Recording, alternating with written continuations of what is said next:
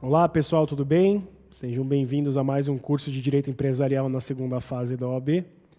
Meu nome é Eduardo, trabalho aqui no Damaso já há alguns anos, junto com a professora Elizabeth, professor Surrel, Beto, a Renata. Estamos aqui para auxiliá-los nessa jornada, que já está chegando ao fim, né?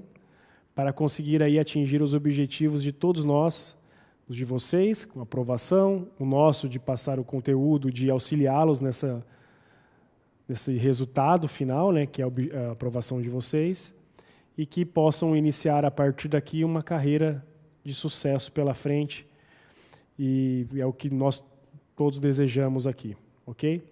Seguindo hoje para o exercício número 10, é o penúltimo exercício do sistema de vocês de gabarito, com o seu último bloco de questões, que são extremamente necessários aí também, né, tendo em vista que a única certeza que nós temos que na hora da prova teremos uma peça e 4 questões.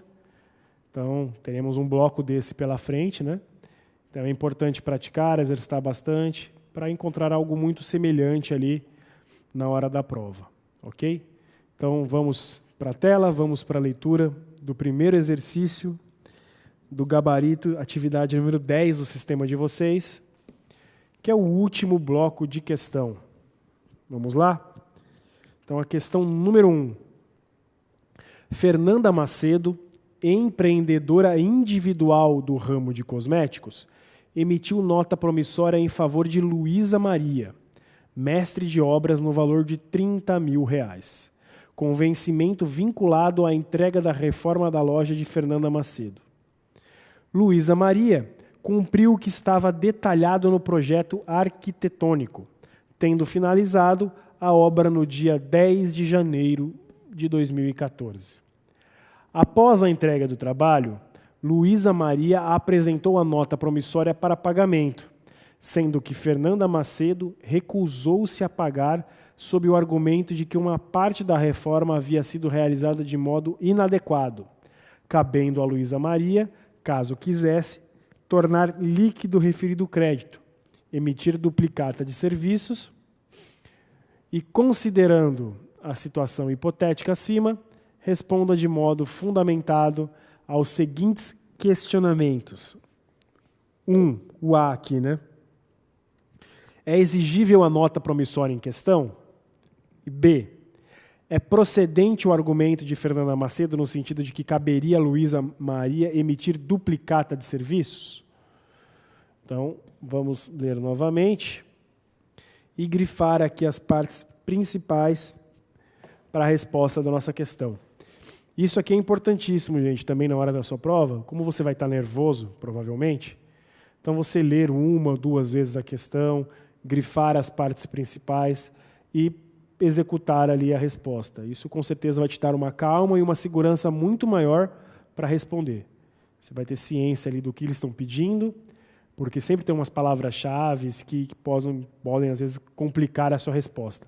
E toda vez que tiver a divisão aqui de itens como A e B, na hora de responder também coloque como A e B. Não responda num bloco de questões diretos. Ok? Tem vezes que eles até anulam, não sabendo de qualquer item, a resposta eles não vão ler e até aqui foi a resposta do A, depois até aqui o do B. Não, eles zeram e pronto, você não identificou qual a resposta ali. Ok? Então, vamos ler novamente a questão número 1 e grifar o que a gente acha mais importante aqui para responder a nossa questão. Então, Fernanda Macedo, empreendedora individual do ramo de cosméticos, emitiu nota promissória em favor de Luísa Maria, mestre de obras, no valor de R$30 mil, com vencimento vinculado a entrega da reforma de loja de Fernanda Macedo. Luísa Maria cumpriu o que estava detalhado no projeto e tendo finalizado a obra no dia 10 de janeiro de 2014.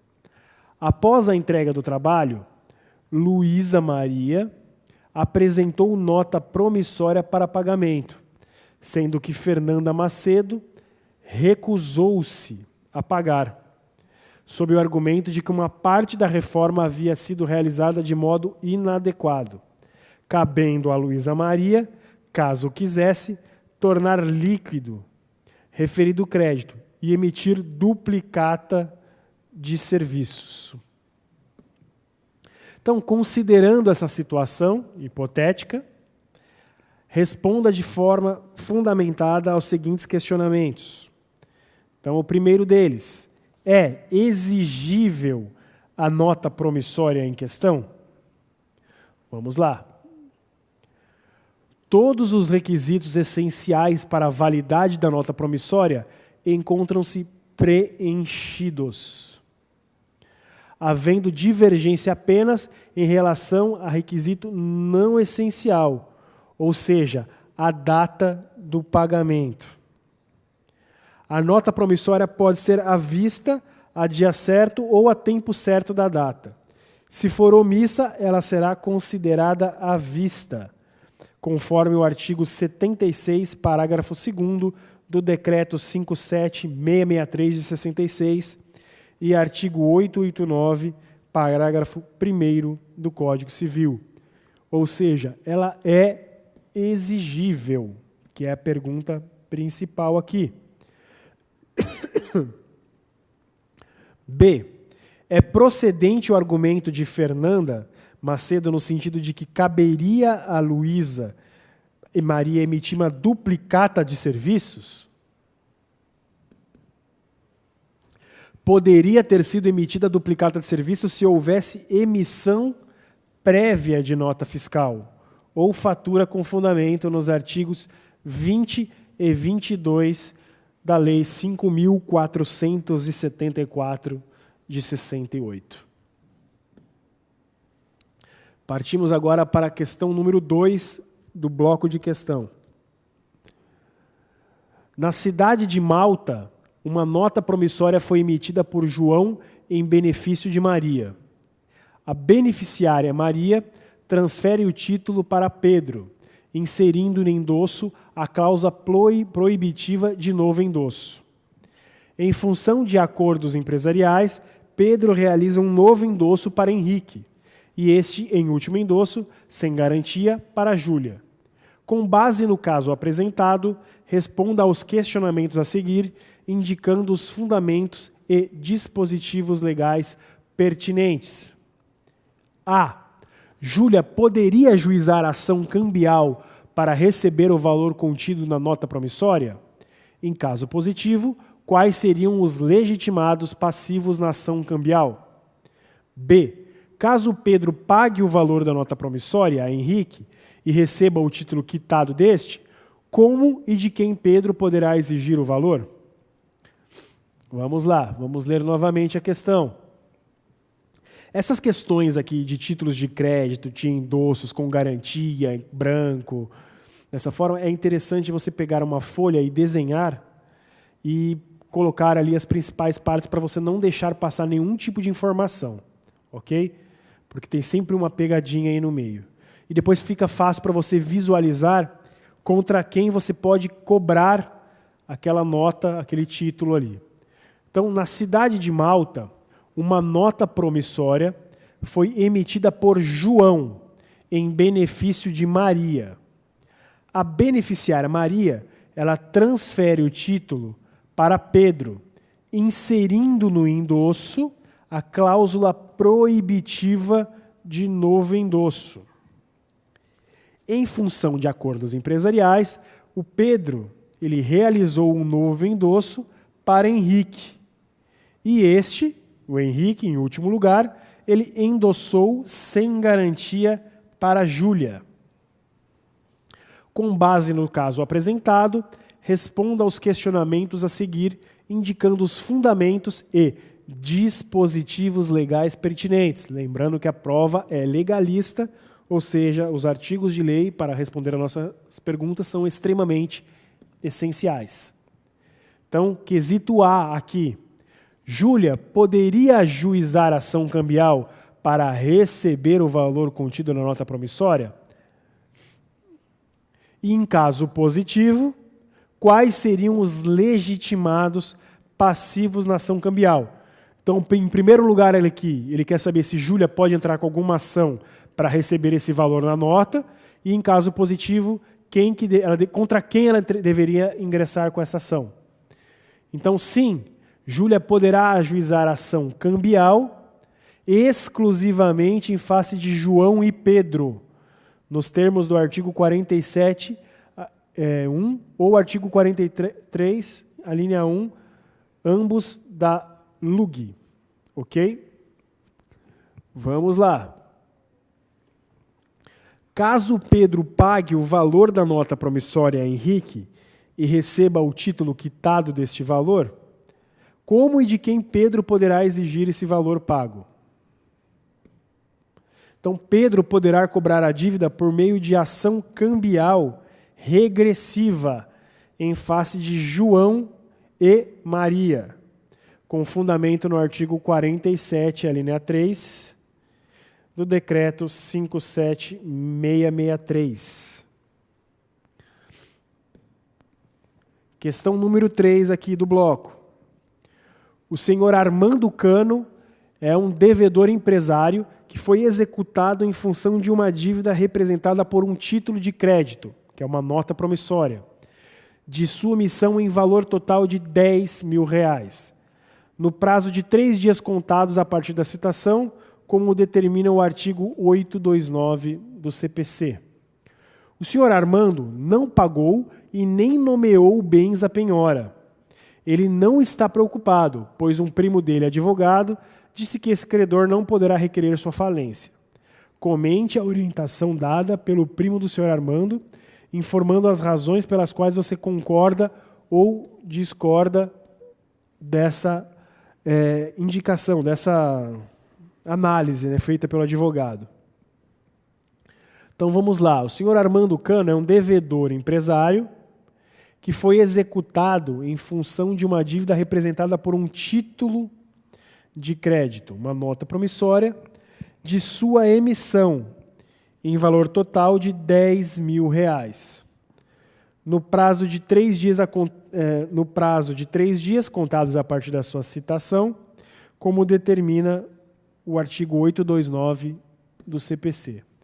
O senhor Armando não pagou e nem nomeou bens à penhora. Ele não está preocupado, pois um primo dele, advogado, disse que esse credor não poderia requerer a sua falência. Comente a orientação dada pelo primo do senhor Armando, informando as razões pelas quais você concorda ou discorda de tal orientação. Então aqui, vamos lá. Para que um credor possa requerer a falência, é preciso que o valor do título executivo extrajudicial seja a soma de vários títulos e tenha o valor mínimo de 40 salários mínimos. Entretanto, se o título foi objeto de uma execução, na qual o devedor não pagou, não depositou e não nomeou bens à penhora, independentemente do valor, já pode ser objeto de pedido de falência, com base no artigo 94, inciso 2, da Lei 11.101 de 2005. Portanto, a orientação do primo de Armando está incorreta. Normalmente, aqui as pessoas param no artigo 94, inciso 1. Elas acham que para um pedido de falência seria necessário um título superior a 40 salários mínimos e que esse título deveria ser protestado para fins falimentares. Certo? Também está correto, mas não se atenta aos outros incisos do 94. Então aqui, caso esse título já tenha sido objeto de uma execução, não houve pagamento, não houve indicação de bens à penhora, sim, você pode pegar e, com base nesse título, pedir a falência daquele devedor. Ok? Então essa aqui é a resposta correta para a questão número 3. E outra coisa importante aqui, que não tem a ver com esse caso em si, mas que serve para um aprendizado e para eventualmente se cair na hora da prova, você pode somar títulos para atingir esse valor de 40 salários mínimos. Então, se tem um credor ali de 5 mil, outro de 7, outro de 20, outro de 40 mil, você pode somar todos esses títulos para atingir esse montante exigido pela lei, pelo artigo 94, inciso 1, da Lei 11.101 de 2005, e entrar com esse pedido de falência. desde que todos os títulos também tenham sido protestados ali para fins falimentares. Ok? E agora, seguindo para a última questão do nosso bloco de questões. Questão número 4. Em 15 de março de 2013, a pessoa jurídica Camaleão celebrou o contrato de venda e compra de veículo de sua propriedade para a pessoa jurídica Lexus, que se obrigou a efetuar o pagamento pela compra do veículo em 6 prestações iguais e mensais, vencendo a primeira em 15 de 4 de 2013. Em 20 de março de 2013, ou seja, 5 dias após a entrega do veículo, foi requerida a falência de Lexus, pedido deferido posteriormente. Em face dessa situação hipotética, identifique, fundamentando-se na Lei de Falências e Recuperação de Empresas, o procedimento mais adequado e eficaz para a defesa dos direitos de Camaleão. A. Na hipótese do veículo permanecer na propriedade de Lexus. E B. Na hipótese do veículo já ter sido alienado por Lexus a terceiro de boa-fé. Então, vamos ler aqui novamente o enunciado e grifar as partes importantes. Em 15 de março de 2013, a pessoa jurídica Camaleão celebrou o contrato de venda e compra de veículo de sua propriedade para a pessoa jurídica Lexus, que se obrigou a efetuar o pagamento pela compra do veículo em 6 prestações iguais e mensais, vencendo a primeira em 15 de 4 de 2013. Ocorre que em 20 de março de 2013, ou seja, 5 dias após a entrega do veículo, foi requerida a falência de Lexus, pedido deferido posteriormente. Em face dessa situação hipotética, identifique, fundamentando-se na Lei de Falências e Recuperação de Empresas, que é a Lei 11.101/05, o procedimento mais adequado e eficaz para a defesa dos direitos de Camaleão. A. Na hipótese do veículo permanecer na propriedade de Lexus. E B. Na hipótese do veículo já ter sido alienado a Lexus a terceiro de boa-fé. Então, após aquele leitura do enunciado, ele já te mandou direto para essa Lei 11.101 de 2005, que vai falar sobre a questão aqui, que no caso seria o pedido de restituição. E como que é feito esse pedido de restituição?